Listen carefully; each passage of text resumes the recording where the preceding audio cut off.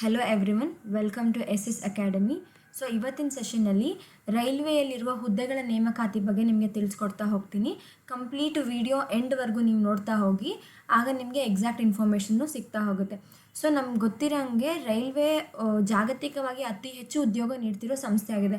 So ಅದರಲ್ಲಿ total ಆಗಿ 12.18 ಲಕ್ಷ ಅಧಿಕ ಉದ್ಯೋಗಿಗಳು ಕೆಲಸ ಮಾಡ್ತಾ ಇದ್ದಾರೆ.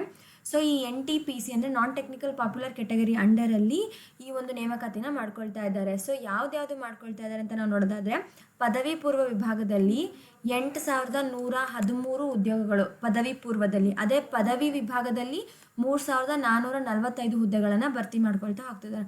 ಹಾಗಾದರೆ ಈ ಎಲ್ಲ ಹುದ್ದೆಗಳಿಗೆ ಅಪ್ಲೈ ಮಾಡೋಕ್ಕೆ ನಮ್ಮ ಏಜ್ ಕ್ರೈಟೀರಿಯಾ ಏನಿದೆ, ಮತ್ತು ಪೇ ಸ್ಕೇಲ್ ಏನಿದೆ, ಯಾವ್ಯಾವ ಎಲಿಜಿಬಿಲಿಟಿ ಕ್ರೈಟೀರಿಯಾನ ನಾವು ನೋಡಬೇಕು, ಎಜುಕೇಷನ್ ಏನಿದೆ ಅಂತೆಲ್ಲ ನಾನು ತಿಳಿಸ್ಕೊಡ್ತಾ ಹೋಗ್ತೀನಿ. ಸೊ ನೀವಿಲ್ಲಿ ನೋಡಬಹುದು, ಈ ಒಂದು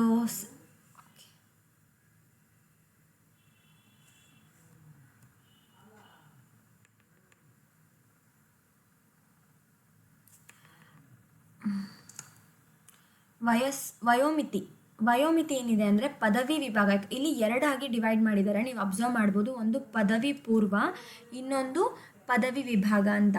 ಪದವಿ ವಿಭಾಗದ ಹುದ್ದೆಗೆ ಸಲ್ಲಿಸುವ ಅಭ್ಯರ್ಥಿಗಳು 18ರಿಂದ 36 ವರ್ಷದಲ್ಲಿರಬೇಕು.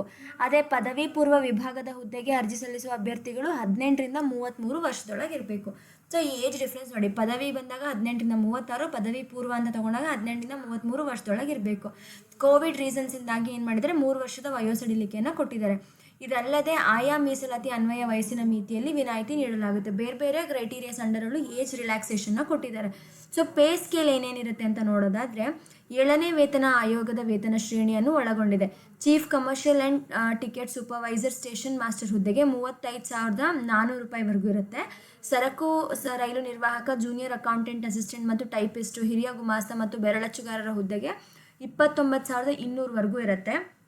ಕಮರ್ಷಿಯಲ್ ಮತ್ತು ಟಿಕೆಟ್ ಕ್ಲರ್ಕ್ ಹುದ್ದೆಗೆ 21,700ವರೆಗೂ ಇರುತ್ತೆ.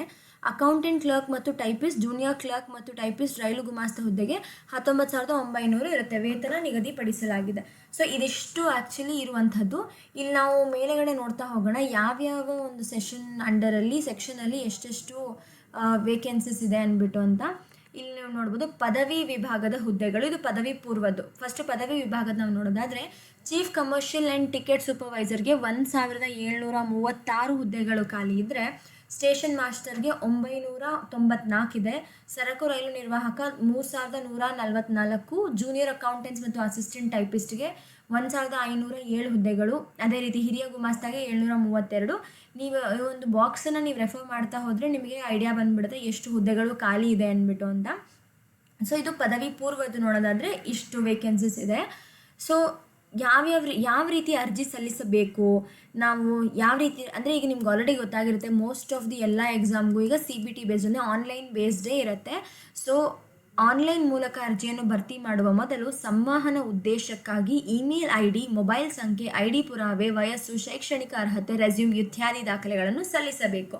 ಸೊ ನೀವು ಅಪ್ಲೈ ಮಾಡೋಕ್ಕಿಂತ ಮುಂಚೆ ಕಮ್ಯುನಿಕೇಷನ್ ಪರ್ಪಸ್ಗೆ ನೀವು ಯಾವ ಮೇಲ್ ID ಮತ್ತು ಫೋನ್ ನಂಬರ್ ಕೊಟ್ಟಿರ್ತೀರೋ ಅದು ನೀವು ಪ್ರಾಪರಾಗಿ ಯೂಸ್ ಮಾಡ್ತಿರೋ ಅಂಥದ್ದನ್ನೇ ಕೊಟ್ಟಿರಿ. ಯಾಕಂದರೆ ನಿಮಗೆ ಏನಾದರೂ ಇನ್ಫಾರ್ಮೇಷನ್ ಅಥವಾ ಆ ಒಂದು ಆರ್ಗನೈಸೇಷನ್ ಕಡೆಯಿಂದ ನಿಮಗೆ ಮೇಲ್ ಆಗಲಿ ಮೆಸೇಜ್ ಆಗಲಿ ಬಂದಾಗ ಈಸಿಯಾಗಿ ಕನೆಕ್ಟ್ ಆಗ್ಬೋದು.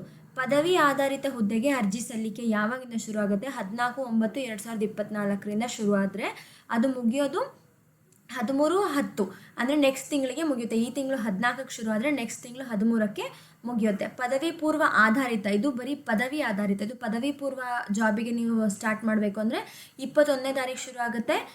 21ನೇ ತಾರೀಕಿನ ಈ ತಿಂಗಳು, ನೆಕ್ಸ್ಟ್ ತಿಂಗಳು 20ನೇ ತಾರೀಕಿಗೆ ಮುಗಿಯುತ್ತೆ. ನೀವು ಅದನ್ನು ಅಪ್ಲೈ ಮಾಡೋದಕ್ಕೆ ಲಾಸ್ಟ್ ಡೇಟ್ ಇರುತ್ತೆ. ಸೊ SC ST, ಮಾಜಿ ಸೈನಿಕ, OBC, ಅಂಗವಿಕಲ, ಮಹಿಳೆ, ಅಲ್ಪಸಂಖ್ಯಾತರು, ತೃತೀಯ ಲಿಂಗಿ ಅಭ್ಯರ್ಥಿಗಳಿಗೆ ಫೀಸ್ ಏನಿರುತ್ತೆ 250 ರೂಪಾಯಿ ಫೀಸ್ ಇರುತ್ತೆ.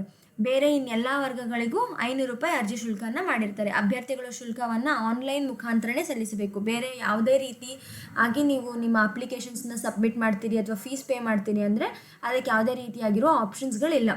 ಸೊ ಯಾವ ರೀತಿಯಾಗಿರುತ್ತೆ ಅಂತ ನಾವು ನೋಡೋದಾದರೆ, ಎಕ್ಸಾಮ್ಸ್ಗಳು CBT ಲಿಖಿತ ಪರೀಕ್ಷೆ ಟೈರ್ 1 ಮತ್ತು ಟೈರ್ 2 ಇರುತ್ತೆ. ಕೌಶಲ ಪರೀಕ್ಷೆ ಸ್ಕಿಲ್ ಚೆಕಿಂಗ್ ಇರುತ್ತೆ. ದೆನ್ ದಾಖಲೆ ಪರಿಶೀಲನೆ, ನಮ್ಮೆಲ್ಲ ಡಾಕ್ಯುಮೆಂಟ್ ವೆರಿಫಿಕೇಷನ್ ಮಾಡ್ತಾರೆ, ಮತ್ತು ಮೆಡಿಕಲ್ ಎಕ್ಸಾಮಿನೇಷನ್ ಇರುತ್ತೆ.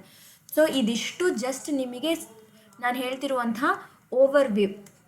ಈ ಒಂದು ವಿಡಿಯೋಯಿಂದ ನಿಮಗೆ ಈಗ ಆಲ್ರೆಡಿ ಒಂದು ಐಡಿಯಾ ಬಂದಿರುತ್ತೆ ಯಾವ್ಯಾವ ಜಾಬಿನ ವೇಕೆನ್ಸೀಸ್ಗಳು ಎಷ್ಟಿರುತ್ತೆ ಮತ್ತು ಯಾವ ರೀತಿಯಾಗಿ ಡಿವೈಡ್ ಮಾಡಿದ್ದಾರೆ ಪದವಿ ಪೂರ್ವ ಮತ್ತು ಪದವಿ ಅಂತ ಯಾವ ರೀತಿಯಾಗಿ ಡಿವೈಡ್ ಮಾಡಿದ್ದಾರೆ ಅಂತ ನೀವು ನೋಡಿದ್ದೀರಾ. ಸೊ ಇದ್ರ ಬಗ್ಗೆ ಇನ್ನೂ ಹೆಚ್ಚಿನ ಮಾಹಿತಿ ಬೇಕು ಅಂದರೆ indianrailways.government.in ಲಾಗಿನ್ ಆದರೆ ನಿಮಗೆ ಇನ್ನೂ ಎಕ್ಸ್ಟ್ರಾ ಇನ್ಫಾರ್ಮೇಷನ್ ಇದ್ರ ಬಗ್ಗೆ ಸಿಗ್ತಾ ಹೋಗುತ್ತೆ. ಸೊ ಈ ಒಂದು ಲಿಂಕನ್ನು ನಾನು ಡಿಸ್ಕ್ರಿಪ್ಷನಲ್ಲಿ ಮೆನ್ಷನ್ ಮಾಡಿರ್ತೀನಿ. ಯಾರ್ಯಾರು ಚಾನಲ್ನ ಸಬ್ಸ್ಕ್ರೈಬ್ ಆಗಿಲ್ವೋ ಚಾನಲ್ನ ಸಬ್ಸ್ಕ್ರೈಬ್ ಮಾಡ್ಕೊಳ್ಳಿ. ನನ್ನ ಮುಂದಿನ ವೀಡಿಯೋದಲ್ಲಿ ಯಾವ ರೀತಿಯಾಗಿ ಅಪ್ಲೈ ಮಾಡಬೇಕು ಈ ಒಂದು ಎಕ್ಸಾಮಿನೇಷನ್ಗೆ and at the same time age criteria ಜೊತೆಗೆ ಮತ್ತು ಎಜುಕೇಷನಲ್ ಕ್ವಾಲಿಫಿಕೇಷನ್ಗಳನ್ನು ನನ್ನ ನೆಕ್ಸ್ಟ್ ವೀಡಿಯೋದಲ್ಲಿ ನಾನು ತಿಳಿಸ್ಕೊಡ್ತಾ ಹೋಗ್ತೀನಿ. ಸೊ ಯಾರ್ಯಾರು ಸಬ್ಸ್ಕ್ರೈಬ್ ಆಗಿಲ್ವೋ ಚಾನಲ್ನ ಸಬ್ಸ್ಕ್ರೈಬ್ ಮಾಡ್ಕೊಳ್ಳಿ ಆ್ಯಂಡ್ ಬೆಲ್ ಐಕನ್ನ ಪ್ರೆಸ್ ಮಾಡಿ. Each and every information notification ನಿಮಗೆ ಬರ್ತಾ ಹೋಗುತ್ತೆ. ಇವತ್ತಿನ ವಿಡಿಯೋ ನಿಮಗೆ ಇಷ್ಟ ಆಗಿದ್ರೆ ಲೈಕ್ ಮಾಡಿ, ಶೇರ್ ಮಾಡಿ, ಹಾಗೆ ಸಬ್ಸ್ಕ್ರೈಬ್ ಮಾಡಿ. ಧನ್ಯವಾದಗಳು.